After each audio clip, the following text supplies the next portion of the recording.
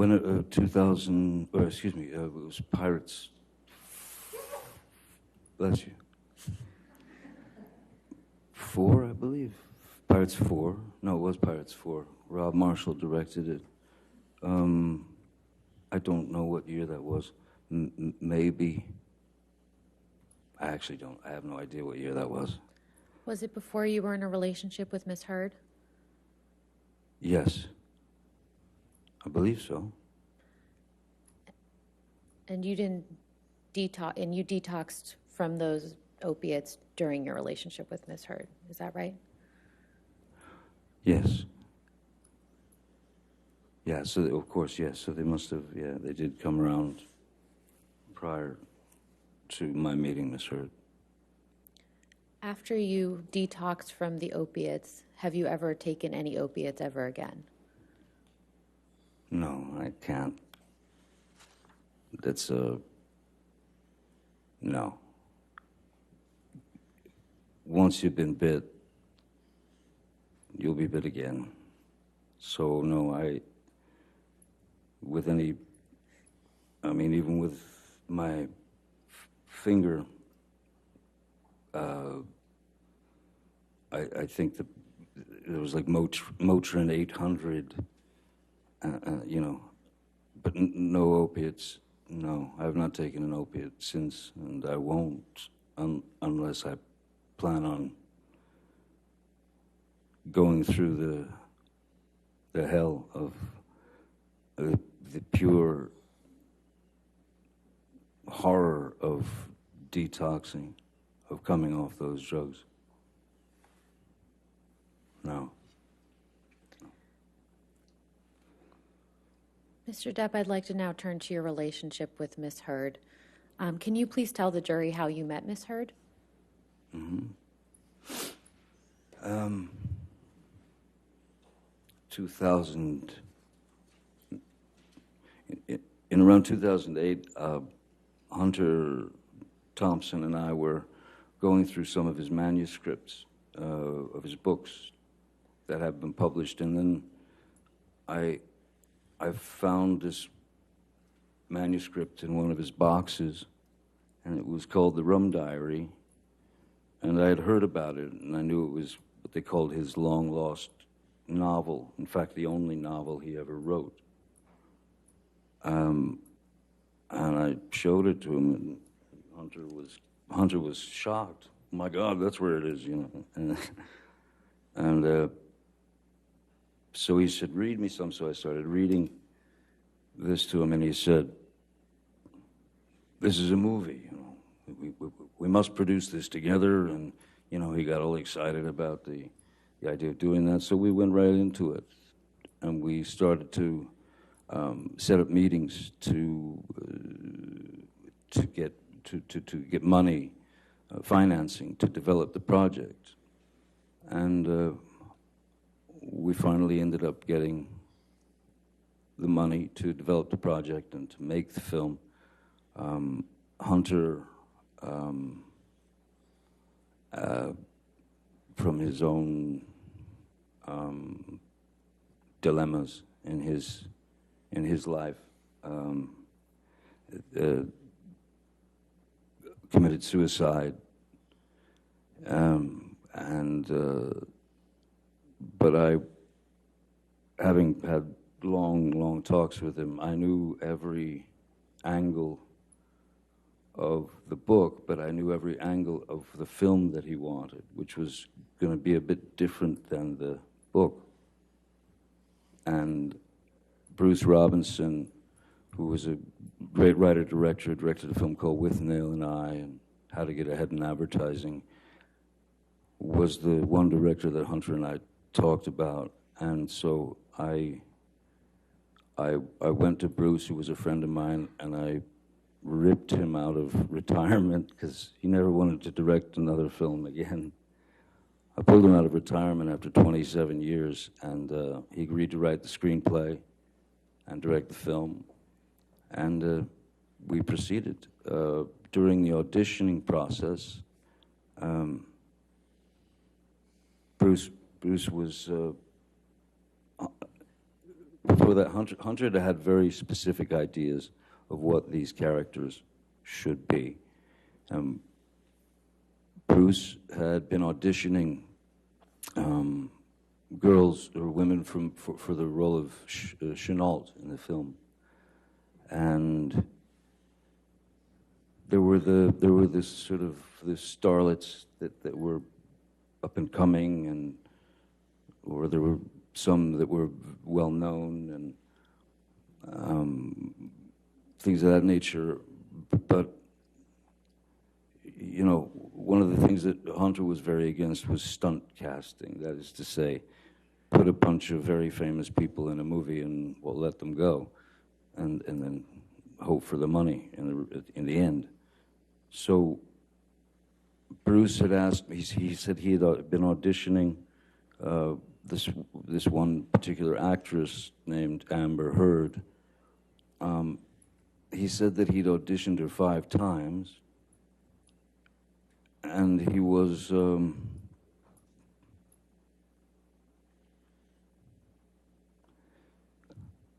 he wasn't sure about her capabilities as an actress with regard to the film and the character and taking direction and that sort of thing. So he asked me if I would read with her for the film, and I had already met a number of actresses and things. And so what I said to Mr. Robinson is, I said, Bruce, I don't. If you've auditioned her 5 times, you've seen the best and the worst, I suppose.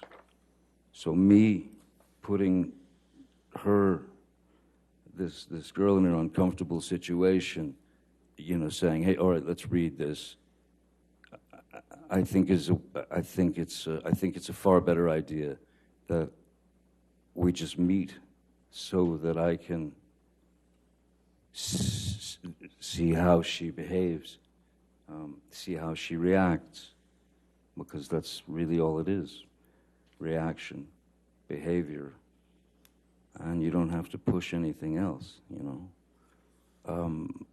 So they made an appointment. She came to my office. I took one look at her and I thought, yeah, that's the Chenault that Hunter wants. That's the one. I thought, yeah, she could definitely kill me. That's what Hunter wants. And so we spoke, and she was sweet as pie, pleasant, again, you know, intelligent, literate, very good taste. And I felt like what I felt and what I told Bruce was, look, when you put someone in a situation that they're obviously going to feel under pressure, it's not the best way to really know what they're capable of. And I made suggestions such as, and which I ended up making to Ms. Heard. I made suggestions of films that might give her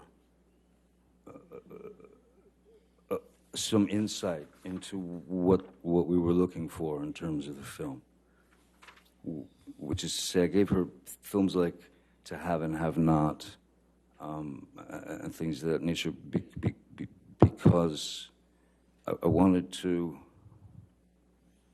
There was something very important that I felt she needed to know about stillness, as opposed to,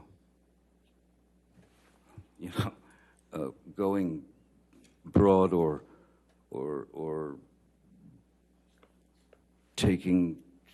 acting a little too much. So I felt like I could be a bit of a traffic cop in that sense, so that, because if we could connect, then it could work as long as there was truth in her eyes, and as long as there was truth coming out of her dialogue. You know, then it's all in the editing. So I felt that I could help her with that idea of stillness, and so that's when I first met Miss Heard.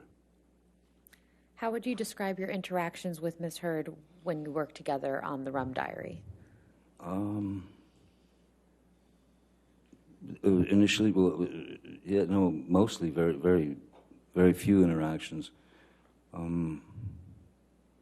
I remember there was a time I wasn't working that day, but I was producing, one of the producers of the film, and it was a scene from the book that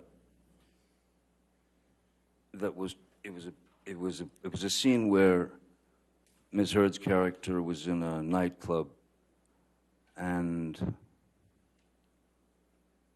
were amongst the locals, and she's very drunk and everybody's very drunk, and she ends up dancing with a few of the local, like one of the local guys and stuff, and then the other local guys start to sort of close in on her. In the book and in the screenplay, as it was written, there was a requirement for nudity for the part, and I was on set the day that they were shooting that, and as I was watching the crowd coming in on her, I realized, you know what? Because I would check on Ms. Heard and say, "Are you all right? Are you sure you're okay?"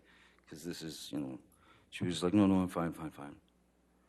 But I realized that with the crowd surging in towards her, that we wouldn't have to do the nudity, because if she took her shirt off and she had a red bra on and a skirt, then if she had a red bra in her hand, when the crowd surged in on her, all she had to do was lift the red bra up out of the crowd, and there's no nudity, but it's certainly implied, because then the character disappears for a few days, and she's quite a wreck when she comes back, because bad things have happened to her. So I remember telling Ms. Heard, "Hey, you don't have to take your clothes off. You don't have to take your top off. You don't have to. Everything's cool." And she was appreciative.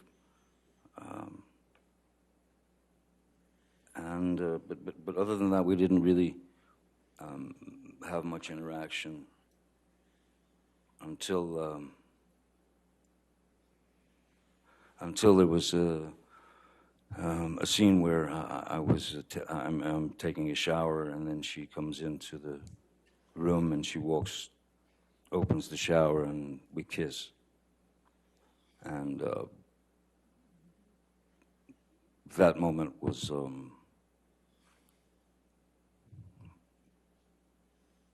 it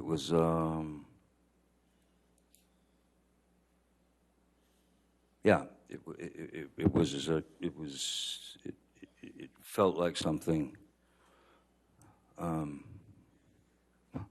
It felt like something that I shouldn't be feeling, because she had her wife, and even though it was a scene, and she had her wife, and I had Vanessa and kiddies, and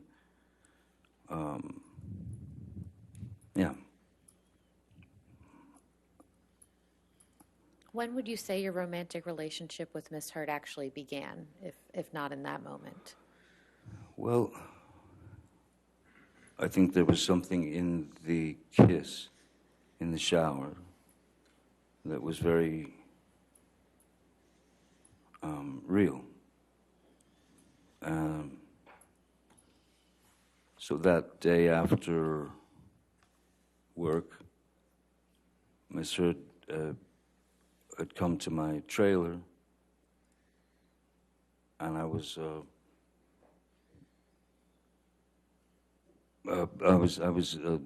just sitting there listening to actually old blues stuff, and we had a glass of wine, and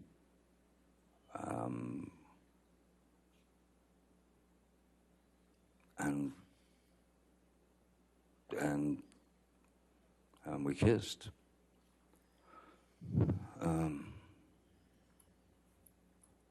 And at that point, my trailer was the only trailer in the parking lot. She had a mind to stay in the trailer there for a while with me, and I didn't think that was a very good idea on any level, especially since there were about 9 Teamsters waiting to move the trailer. And then that was that until whenever we did the first day of the press junket for the Rum Diary in Los Angeles 2 years later, and she had broken up, I believe, with her wife, and my for lack of my wife, we weren't married, but she was, of course, my wife, Vanessa. We had some not so great situations, you know. She was stuck in America. She wanted to go back to France. She wanted to have her life back. She's a well-known singer there. She's a well-known actress there.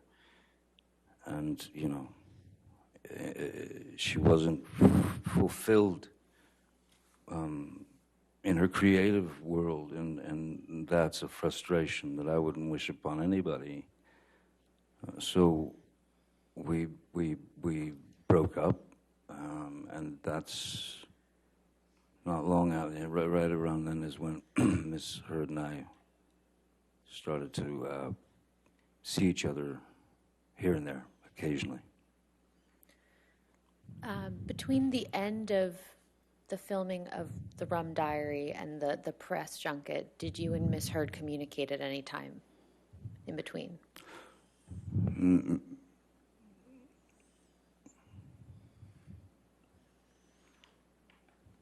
I don't remember. I remember that there was a white dress that she really was infatuated with, that she really loved this dress that she wore in the film. And so I went to Colleen Atwood, the costume designer, and to Bruce, and I said, do you think we can snag this white dress and send it to Amber, you know, after she'd wrapped, because she loved the thing.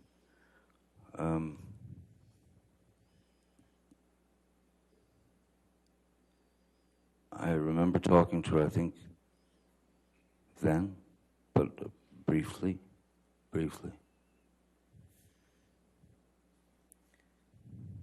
What did you like about Miss Heard when you first started your romantic relationship?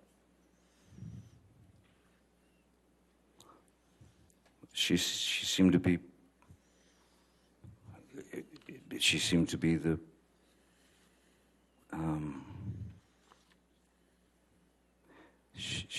to be the perfect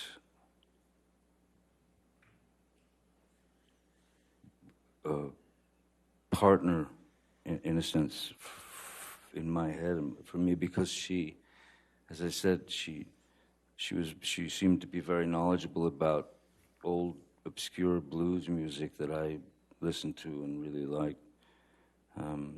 She was literate. She was sweet, funny, nice, all those things, you know. And she was, and from the beginning of our relationship at that time, for a good year and a half,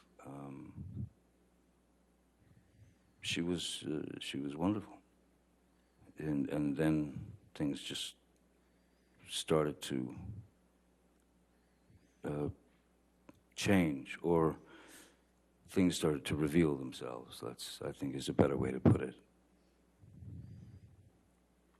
You mentioned earlier in your testimony that Miss Heard would take off your boots when you would get home from work.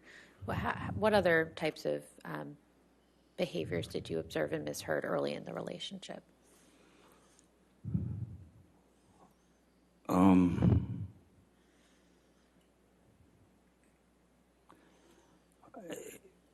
Little things that you would kind of, that it would just, you'd question in the back of your mind, you know, if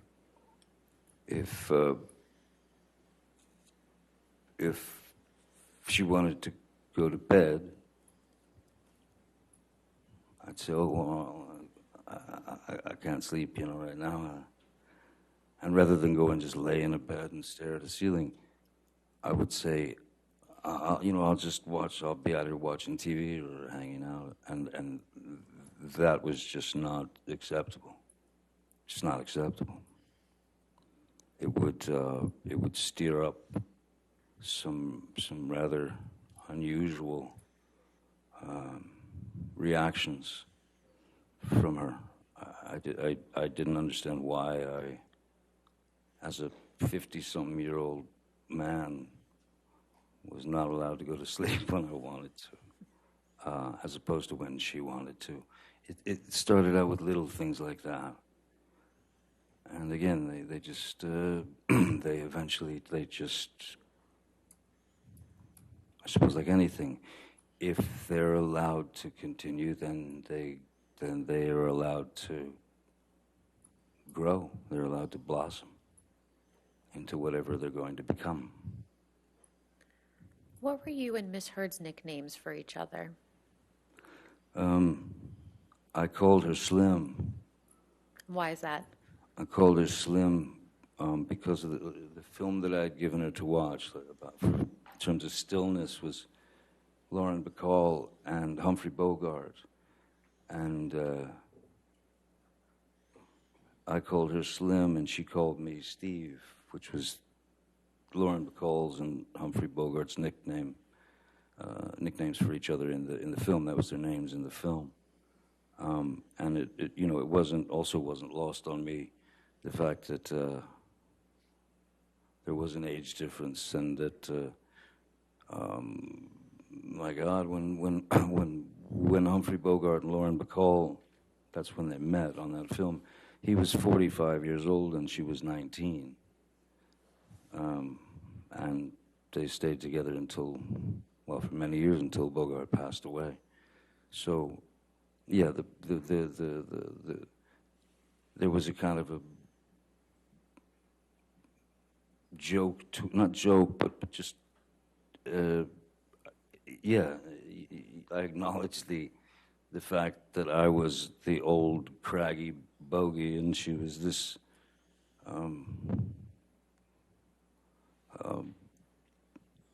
beautiful creature, just this stunning creature. When did you first meet Miss Heard's parents? I first met Miss Heard's parents when they had come out to Los Angeles, I believe, and yeah, and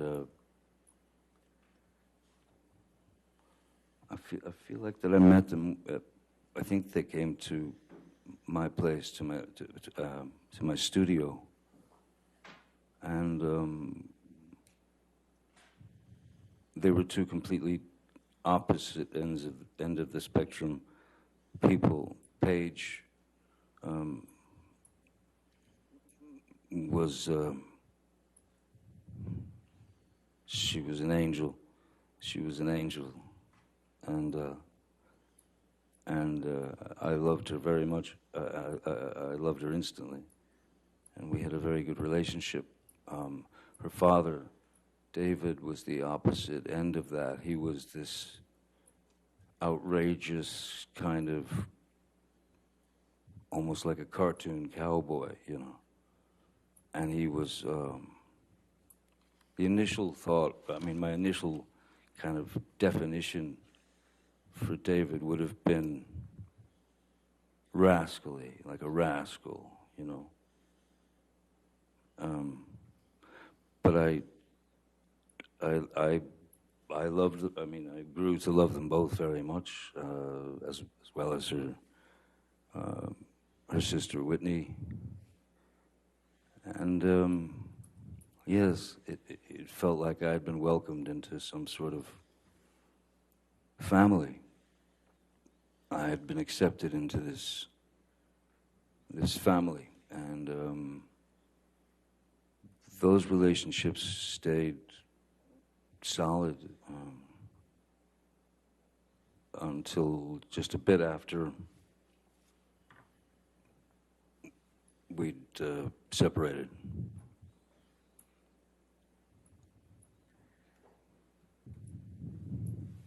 How often did you spend time with Miss Heard's parents during your relationship with Miss Heard?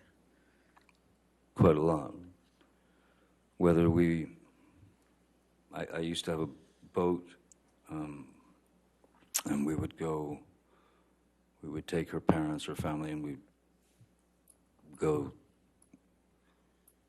sail the boat and, you know, drop anchor at the island, and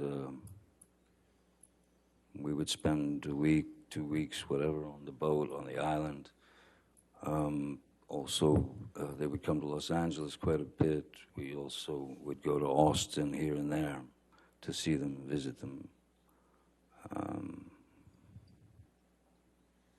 Every year we would, on their anniversary, I had a friend of mine who had a restaurant in Austin, like a very good restaurant in Austin, and I'd call him up and basically set it up so that every year on their anniversary they could just go there, and they'd be taken care of, and there would be no bill, so they could just celebrate. And I think one of the things we did was, yes, we would try to order them car so that they could drink. No, I was very fond of them, very fond of them. Now, you mentioned Miss Heard's sister, Whitney. When did you first meet Whitney? I don't remember exactly when I met Whitney the first time, but I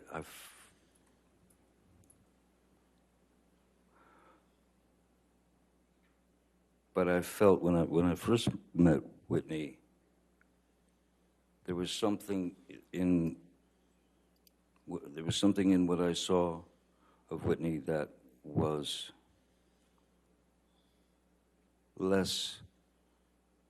much less confident than Amber, much more revealing of insecurities. Objection, Your Honor, just foundation. What he All right. saw in Whitney. I think if you could answer the question. Okay. You want to ask the question again? That's fine. We can move on. Okay, that's fine. How would you describe your relationship with Whitney?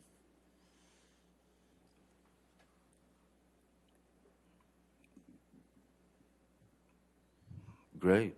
I mean, fantastic. I called her sis. I loved her, you know. I felt I had always felt something. I'd always felt like Whitney had missed out on something. Same objection. All righty. We can move on. Okay, thank you. Where was Whitney living when you and Miss Heard first started your relationship? She was living with her then boyfriend, Sean Krajewski. Was this in the same? Where was Miss Heard living when you first started your relationship? Miss Heard had informed me that she just moved to a new place on Orange Avenue. What city is that in? Los Angeles, sorry, yeah. And was Whitney also living in Los Angeles? Whitney was living in Los Angeles, yes, with Sean Krajewski and, yeah. So how often would you see Whitney when you and Miss Heard were in a relationship? Oh, a lot. Whitney would come over all the time with her boyfriend for dinners and such. Miss Heard always liked having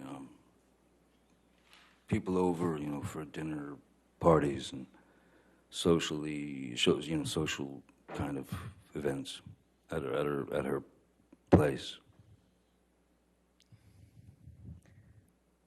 Have you ever done any drugs with Whitney? Yes, How often would you do that? with Whitney. Yes, with Whitney. Maybe three times, maybe twice, 3 times.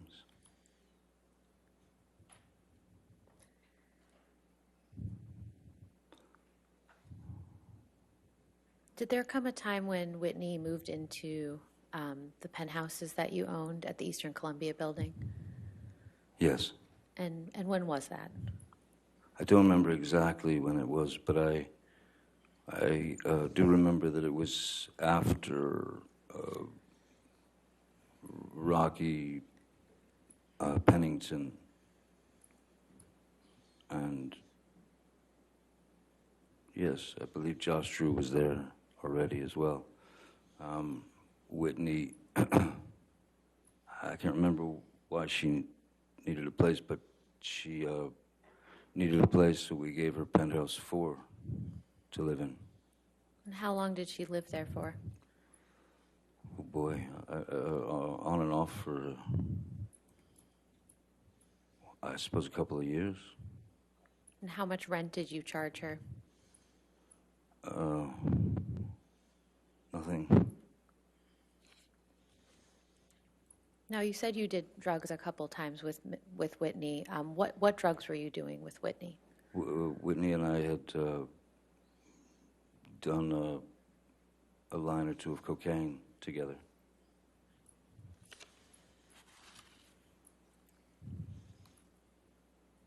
When did you start getting introduced to Miss Heard's friends after you started your relationship with her? Almost immediately. Well, in fact, immediately, yeah. Immediately. I was introduced to the whole gang, Rocky, Io, Brittany Eustace, Whitney, certainly. Who else? That's all that comes to mind at the moment. No, you mentioned Rocky. Who is that specifically? Raquel Pennington. It was Miss Heard's good friend from youth, I suppose. And I think you mentioned Brittany Eustace as well. Who is that? Brittany Eustace was just one of the gals, She was one of the gals, and she was quite bubbly and funny and real sweet girl, southern girl. I haven't seen her in. I think that something went sideways between Brittany Eustace and the girls because she suddenly just disappeared from the group. And when was that? We were probably a year and a half, or maybe 2 years into the relationship, 3 years maybe. And I believe you mentioned someone named Io. Who is that? Io Tillett Wright was a friend of Ms. Heard's from New York City, who was who had identified as she was born a female, if that's the right terminology these days, born a female, but she was she had chosen she at a very young age she had decided that she was a male, and she identified as a male. And Io seemed to be, again, she was very intelligent, very literate, kind of a go-get-'em kind of activist type. And she was writing a book, I remember. She was writing a book, Io, or he was writing a book, rather. And I had a house on one of my, on Sweetser, one of the houses there was empty. And it was in fact a house that I'd set up to write in. And when she had no place to stay or go, whatever, I called her over and I showed her the house, you know, where the desk was and all the things. And so I said, write your book, you know, write your book here. So she did. Did Io end up living in that house or just working there? No, Io ended up, no, she ended up living in the house for somewhere in the neighborhood of a year, I guess. Somewhere about a year. And how much rent did you charge to Io? Nothing. And did there also come a time when Rocky moved into the penthouses at the Eastern Columbia building? Rocky moved into penthouse 2. And do you recall when that was? Oh no, penthouse 1. Sorry, penthouse 1. That was not long after Ms. Heard and I started to begin to dress that place up as our residence. So it wasn't very long after that at all that Rocky came. I had already had my friend Isaac, who you've met, Isaac Baruch, painter. I had already given him penthouse 2 to stay in and live in and paint in, because he'd just come back from Florida, and his mom had passed away, and I think he had about $3 in his pocket. So I gave him the penthouse and asked him if he had enough paint, and so he lived there. Why did Rocky move into the penthouses? Objection, foundation. I'll overrule foundation. And hearsay. The question potentially calls for hearsay. I'll overrule that for the moment. Go ahead. Go ahead, Mr. Depp. Why did?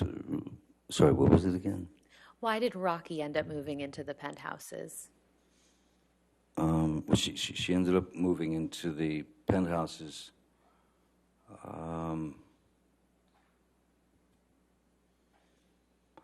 I don't recall. I believe it was something to do with just not having a place. And Amber had asked if I would be okay with, you know, Rocky moving in. And I said, of course. The penthouse is empty. I wasn't in the, I wasn't going to be renting them out necessarily anyway. You know, they were for friends to come and stay. Penthouse 4, in fact, was initially planned out for my sister Christy to have an escape from her 3,000 grandchildren and the amount of workload that she had taken on at the company.